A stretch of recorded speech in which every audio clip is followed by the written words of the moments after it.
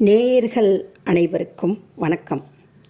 நான் எழுத்தாளர் இரா கலைச்செல்வி. அறிவோம் ஜோதிடம் என்ற இந்த நிகழ்ச்சியில் நாம் சந்திக்க இருப்பது மயிலாடுதுறையைச் சார்ந்த ஜோதிடர் திரிபுர சுந்தரி அவர்களைத்தான். இவர் கடந்த 10 வருட காலமாக ஜோதிடத்தை நன்கு கற்று தெளிந்தவர். ஜோதிடம் குறித்த பல அறிவியல் பூர்வமான உண்மைகளை நமக்கு தெளிவுபடுத்த நம்மோடு இணைகிறார். வாங்க நேயர்களே, நிகழ்ச்சிக்குள்ளே போகலாம். நேயர்கள் அனைவருக்கும் வணக்கம்மா. எழுத்தாளர், கவிஞர், தலைமைச் செயலகத்தின் உயர் அதிகாரி என பன்முக ஆளுமை கொண்ட உங்களுடன் இணைவதில் நானும் பெருமை கொள்கிறேன். மிக்க மகிழ்ச்சி. கடந்த நிகழ்ச்சியில் அதிசாரா குருப்பெயர்ச்சி பற்றியும் அதனால் அனைத்து ராசிக்காரர்களும் அடையும் பலன்கள் குறித்தும் விளக்கமாக பதிலளித்தீர்கள். இந்த தற்காலிக குருப்பெயர்ச்சியில் சிலருக்கு பணமழை கொட்டும், அதிர்ஷ்டம் அடிக்கும்னு சொன்னீங்க. இது எந்த அளவிற்கு உண்மை?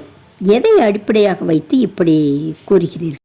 ஜோதிடத்தில் அதிர்ஷ்டம், பாக்கியம் அப்படின்னு சொல்கிறது 1, 5, 9 அப்படிங்கிற திரிகோணத்தை தான். இது ஒரு ட்ரையாங்கிள் அப்படின்னு நாங்கள் சொல்கிறோம். அதாவது ஒன்றோடு ஒன்று தொடர்புடையது. 1ஆம் பாவகம் 5ஆம் பாவத்தோடு தொடர்புடையது, 5ஆம் பாவகம் 9ஆம் பாவத்தோடு தொடர்புடையது.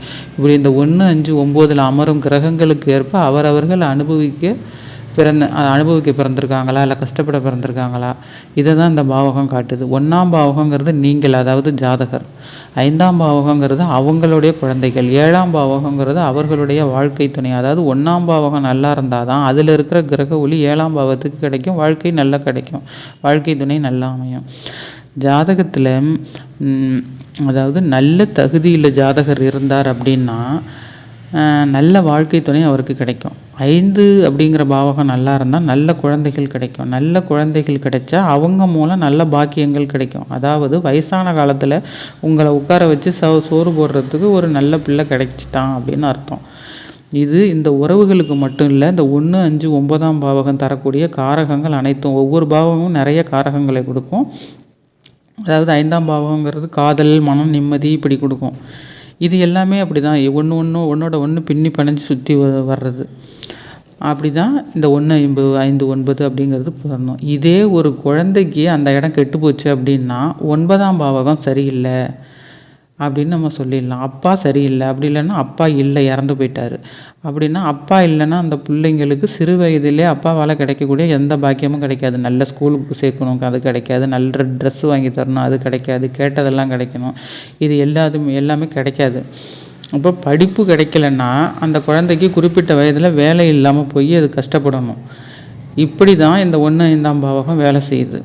இல்லைங்க, நான் பார்த்துருக்கேன், இப்படி அப்பா இல்லாத குழந்தைங்கள்லாம் எல்லா பாக்கியமும் கிடைச்சிருக்கு ஒருத்தவங்களுக்கு அப்படின்னு நீங்கள் சொன்னீங்கன்னா, அப்போது அம்மா, தாய் மாமன், தாத்தா, பாட்டி இப்படிப்பட்ட உறவுகளால் அந்த உறவுகளை குறிக்கிற கிரகம் அவங்களுக்கு வலிமையான நிலையில் இருக்கணும். இதை தான் அதிர்ஷ்டம், பாக்கியம்னு சொல்கிறோம். அதாவது ஒருத்தவங்க நல்லவைகளை அனுபவிக்கிறதால என்னென்ன நல்லவைகளை அனுபவிக்கிறாங்களோ அதை தான் அதிர்ஷ்டம், பாக்கியம்னு சொல்கிற மொழியை பணம் கொட்டுது அதை மட்டும்தான் நம்ம அதிர்ஷ்டம் அப்படின்னு சொல்கிறதில்ல. ஆனால் இவங்கெல்லாம் என்ன கேட்குறாங்கன்னா, அதிர்ஷ்டம் அப்படின்னா பணம் கிடைக்குமா, பொருள் பணம் அது கிடைச்சா மட்டும்தான் அது அதிர்ஷ்டம் அப்படின்னு நினைக்கிறாங்க. அப்படி தான் கேள்வி கேட்குறாங்க.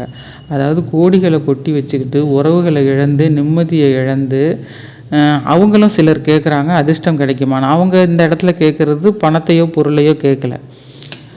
ஒரு பிச்சைக்காரனுக்கு இன்றைக்கி சாப்பாடு கிடைக்கணும் அப்படின்னா அதோட அதிர்ஷ்டம்னு அவன் எதிர்பார்க்குறது அந்த ஒரு சாப்பாட்டை மட்டும்தான்.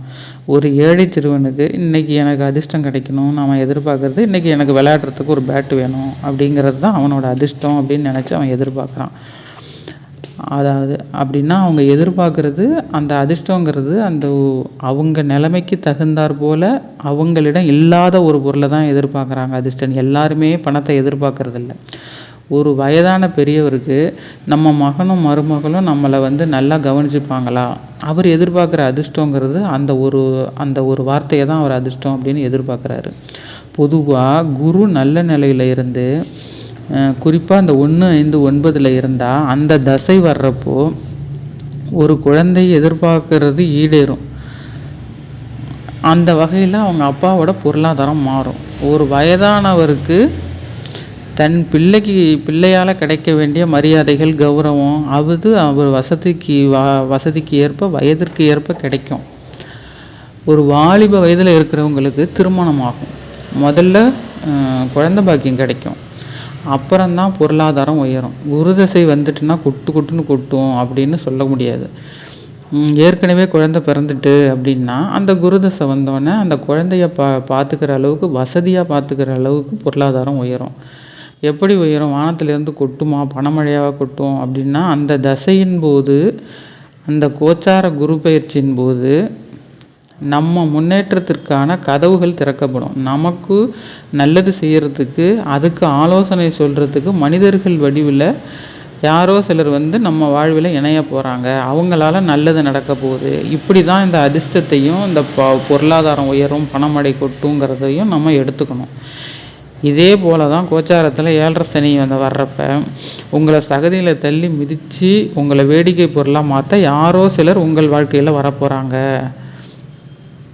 அப்படி தான் அந்த நேரத்தில் எல்லா இடத்துலையும் கவனம்னு ஜோசியர்கள் சொல்கிறதும், பணம் கொட்டும், அதிர்ஷ்டம் கொட்டும் அப்படின்னு சொல்கிறதும் எதுவும் தனியாக நடக்காது. அந்த நேரத்தில் நமக்கு நல்லதோ கெட்டதோ நடக்க போகிற அந்த தசையின் போது நம்மக்கிட்ட நட்பு பாராட்டிக்கிட்டு வர உறவுகளாலும் நட்புகளாலும் அவங்க கொடுக்குற ஆலோசனையின் பேரில் நாம் எடுக்கிற முயற்சிகளாலேயும் தான் இந்த ஒவ்வொரு நிகழ்வும் நடக்குது. இதுவரை நீங்கள் அளித்த விளக்கத்திற்கு மிக்க நன்றி. இது பலருக்கு பயனுள்ளதாக இருக்கும் என நம்புகிறேன். என்ன நேயர்களே, ஜோதிடம் குறித்த உங்களின் சந்தேகங்களை கமெண்ட்ஸில் பதிவு செய்யுங்கள், பதிலளிக்கிறோம். வாழ்க வளமுடன். நன்றி, வணக்கம். நேயர்கள் அனைவருக்கும் நன்றி, வணக்கம்.